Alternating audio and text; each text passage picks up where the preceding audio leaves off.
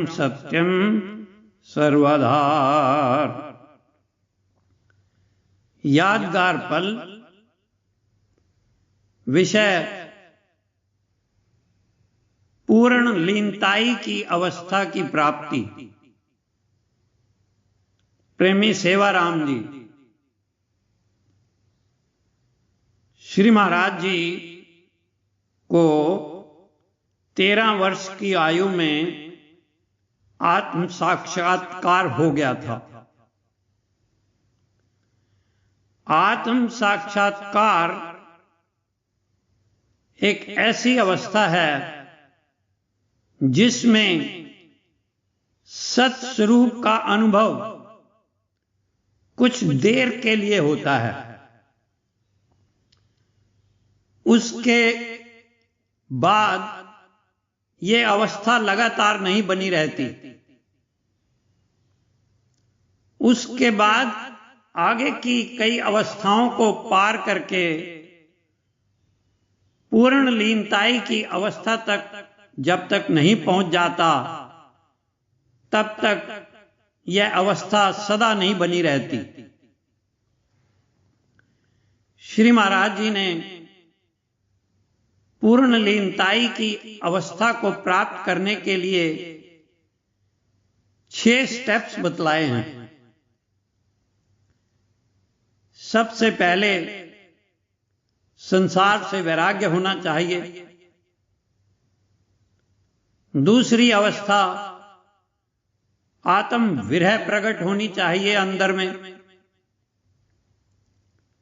तीसरी अवस्था आत्म अभ्यास जारी रहना चाहिए।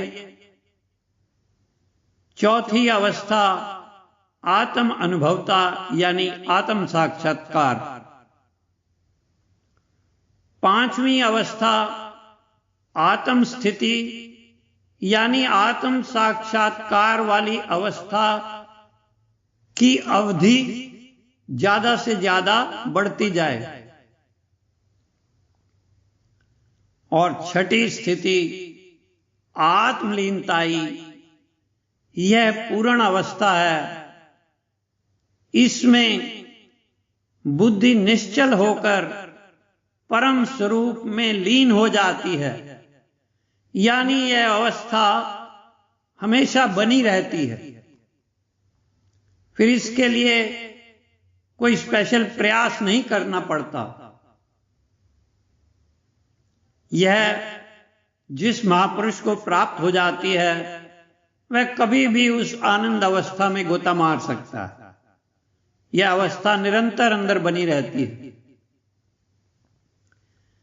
श्री महाराज जी को 13 वर्ष की आयु में आत्म साक्षात्कार हो चुका था। अब उसी को आगे बढ़ाते हुए आत्म स्थिति ज्यादा से ज्यादा समय के लिए परिपक्व करने के लिए कई एकांत स्थानों में तप करना पड़ा। 23 मार्च 1938 को श्री महाराज जी ने जलमादा में एक पहाड़ी पर 35 दिन का घोर तप किया। आपके लिए प्रेमी सेवाराम जी और अन्य प्रेमियों ने एक स्पेशल कुटिया बनवाई थी। उस कुटिया में श्री महाराज जी ने 23 मार्च 1938 को सुबह 3 बजे घोर तप के लिए प्रवेश किया और हिदायत कर दी कि कोई भी प्रेमी उनके एकांत निवास व तप में बाधा न डाले। सिर्फ दिन के 12 बजे एक प्याली चाय बनवाकर दरवाजे में रख जाएं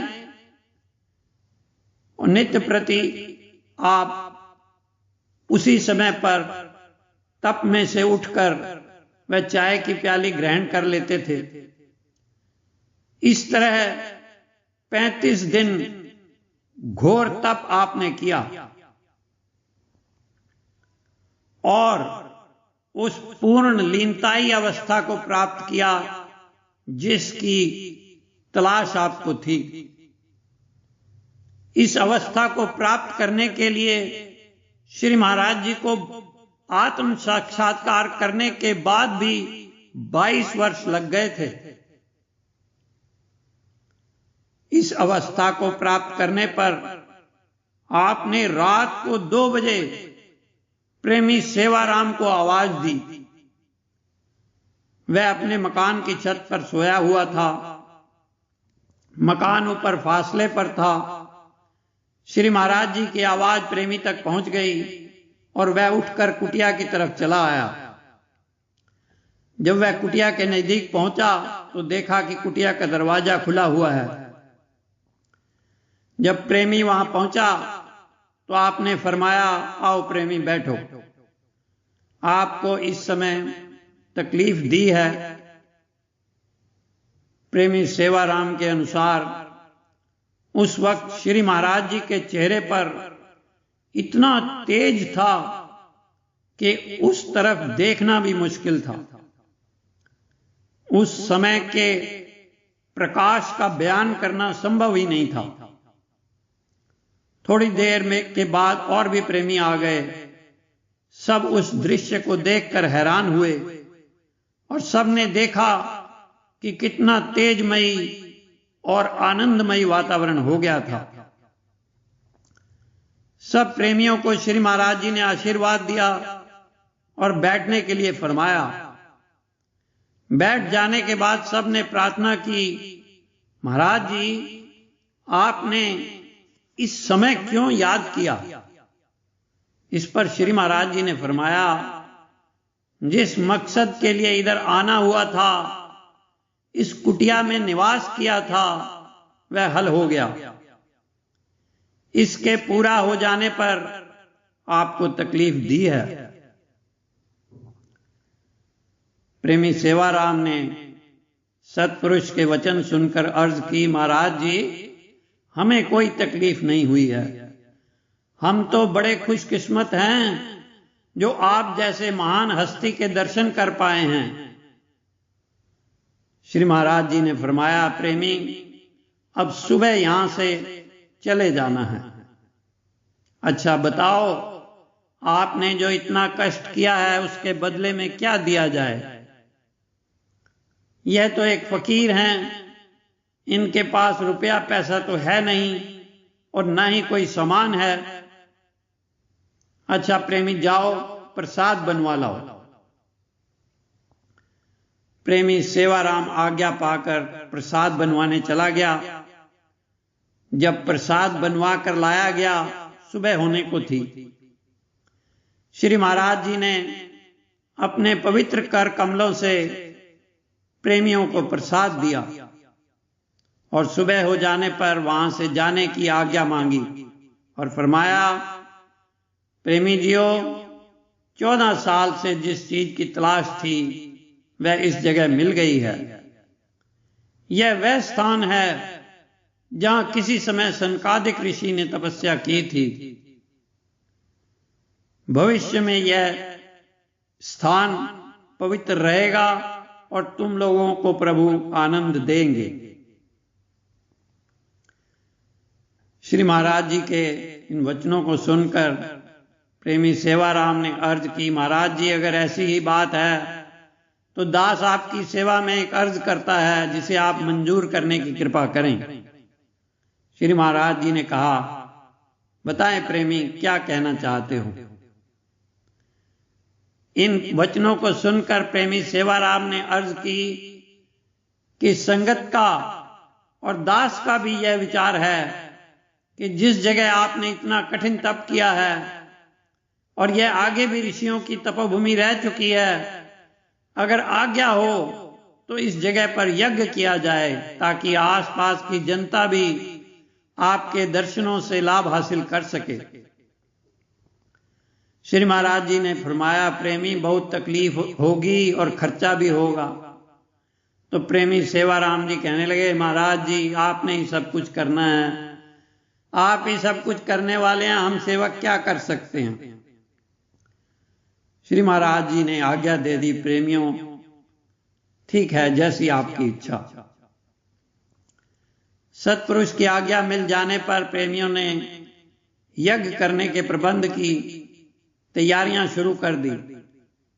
4 जेठ को यज्ञ की तारीख निश्चित कर दी गई और आसपास के गांवों व कस्बों में यज्ञ में शामिल होने के लिए पैगाम भेजने शुरू कर दिए गए। कोहाला भी सूचना दे दी गई। यज्ञ के दिन कोहाला निवासियों के अलावा और भी प्रेमी शामिल हुए। यज्ञ किया गया। यज्ञ के दिन बड़े उत्साह से प्रेमियों ने सेवा कार्यों में हाथ बटाया। अपने अपने विचार के मुताबिक शामिल होने वालों में से किसी ने अखंड पाठ करना शुरू कर दिया, कोई कीर्तन करने लगे, कोई हवन करने लगे, यहां तक कि मुसलमान भी शामिल हुए। उन्होंने कुरान शरीफ की आयतें पढ़ी। समाप्ति पर अखंड पाठ करने वालों ने अखंड पाठ में शामिल होकर अरदास शोधने के लिए सत्पुरुष से प्रार्थना की। हवन करने वालों ने हवन में अंतिम आहुति डालने के लिए कहा। कीर्तन करने वालों ने कीर्तन में शामिल होने की प्रार्थना की। उन सब को सुनकर आपने फरमाया, प्रेमी यह अंतिम आहुति दे चुके हैं, अरदास शोध चुके हैं, कीर्तन कर चुके हैं।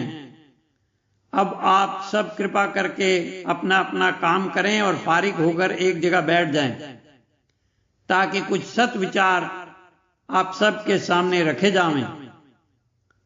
सब जनता एक जगह आकर बैठ गई। उस समय 3 बजे थे। आपने सत उपदेश द्वारा सबको कृतार्थ किया। आपका शरीर तो दुर्बल था, मगर आपकी आवाज शेर की तरह गरजती थी, बुलंद थी। आपने जीवन के रहस्य पर रोशनी डाली और सत उपदेश की समाप्ति पर आपने जनता को आशीर्वाद दिया और प्रसाद बांटने की आज्ञा दी। उस समय थोड़ी देर के लिए कुछ बारिश भी हुई, लेकिन बारिश थम गई। इसके बाद यज्ञ का कार्य चलता रहा। आई हुई संगत ने बड़े प्रेम से प्रसाद पाया और फारिग होकर सब चले गए। ओम ब्रह्म सत्यम सर्वदा।